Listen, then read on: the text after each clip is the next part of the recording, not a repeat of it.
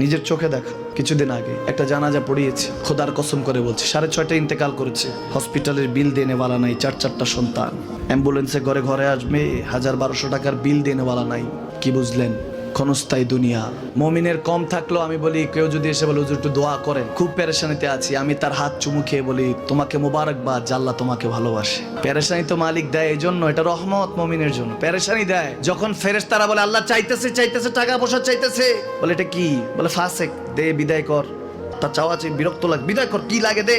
মুমিন যখন চাইতে থাকে আল্লাহ আমাকে কিছু লাগবে, যখন একটু করে চায় আমার মাটাকে সুস্থ করে দাও, বাবাটাকে আল্লাহ আমার স্ত্রীকে, আমার আমাকে একটু তৌফিক দাও, চাইতে থাকে মুমিন। আল্লাহ বলে যখন ফেরেশতারা দেখে মুমিন চাচ্ছে, দেরি করতে পারে না, তাড়াতাড়ি খাজানা নিয়ে দিতে নেবে, আল্লাহ বলে রাখোস না, এত তাড়াহুড়া কিসে?